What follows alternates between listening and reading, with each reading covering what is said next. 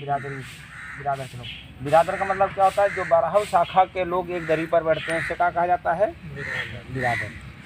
यह व्यवस्था केवल घोड़ों में है, बाकी किसी में नहीं।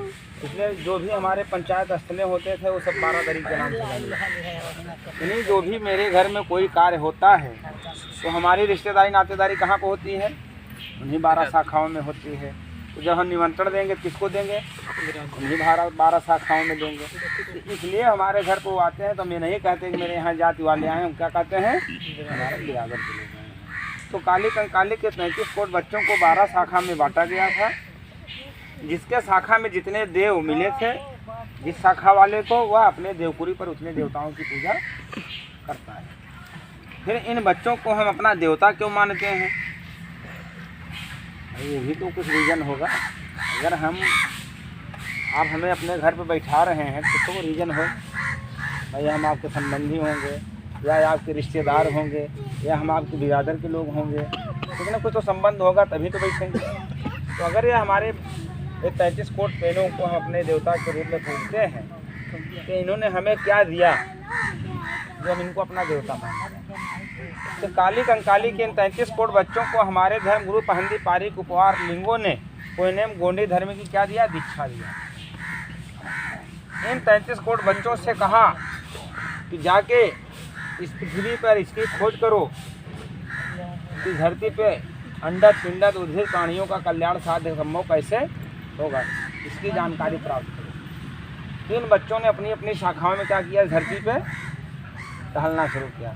इन्होंने चमत्कार करके नहीं आया था, कोई चमत्कार करके आया। ये बच्चों जब पृथ्वी पे टहलना शुरू किया तो इन्होंने 178 तत्वों की खोज किया। कितने तत्वों की? 178 तत्वों की खोज किया। फिर उस 78 के ऊपर इन्होंने 33 मूल तत्वों की खोज किया। फिर 33 मूल तत्वों के ऊपर इन्होंने पंचभूत प्रचंड शक्तियों की खोज किया। जब यह खोज करके आए, इन्होंने इसकी जानकारी अपने धर्मगुरु पहंदी पारिक उपाय लिंगों को दिया। तो धर्मगुरु पहंदी पारिक उपाय लिंगों ने इन बच्चों को उपदेश दिया कि जाके इस धरती पे मानव प्राणी यानी हमारे इसको या समाज को इसकी जानकारी प्रदान करो, ताकि इस धरती पे रहने वाला हर प्राणी की भलाई हो सके। आज इन्हीं मुठवाओं की कृपा से इस धरती पे मानव प्राणी की भलाई है। इस जीव जंतु कीड़ा मकोड़ा अंडक पिंडक उद्भिद सभी प्राणियों का कल्याण साध्य संभव हो सका है, अन्यथा इस धरती पे किसी का जीवन चलना मुश्किल हो जाता। इसलिए हम इनको अपना देवता मानकर पूजा करते हैं। लेकिन आज हम जिनकी पूजा करते हैं घोड़ा गदहन के, वो हमें क्या दिए हैं, लेकिन हमें जानकारी नहीं है। ऐसे कहावत कहे, जानत है तो मानत नहीं, मानत है तो जानत नहीं। तो इसलिए इन बच्चों ने हमको इस धरती पे जीवन जीने का सत्मार्ग दिया, ज्ञान दिया। इस धरती पे भला हमें मानव प्राणी की भलाई करने के लिए उन्होंने ज्ञान दिया, खुशहाल रहने का ज्ञान दिया। इसलिए हम इनको अपना देवता मानकर पूजा करते हैं।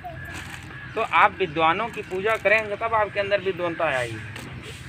अच्छे संगत में रहेंगे तब आपकी अच्छा विद्वानता लाएंगे। तो इसलिए हम इनको अपना देवता मानकर पूजा करते हैं। इसलिए हमारे क्या है, ये पुरखा हैं, पूर्वज हैं।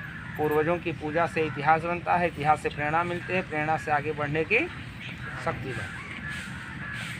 लेकिन आज हम जो उन्हें पूजा करी थी उससे हमें कौन प्रेरणा मिले? खीर खाए लड़किया हो, हवा करें, मतलब ये सब देखने की बात है। हमें एक चिंतन करना चाहिए, हमें जो कुछ देता है, जिसने कुछ दिया है, इसलिए अब हम उनको देवता मानते हैं। हमारे माता पिता ने हमको दिया है, इसलिए हम इन्हीं सगा देवताओं का क्या करते हैं? देव मिलन करते हैं। देव मिलन करने के बाद वो हमारे घर के क्या हो जाते हैं? देवता हो जाते हैं। तो जब देवता हो जाते हैं तो हम जितने अपने सगा देवताओं की पूजा करते हैं तो हमारे जितने भी पुरखे होते हैं सभी पूजा सभी लोग ऐसे प्राप्त कर लेते हैं। गोगो इसको बोलते हैं, बैठ करके गोगो नहीं किया।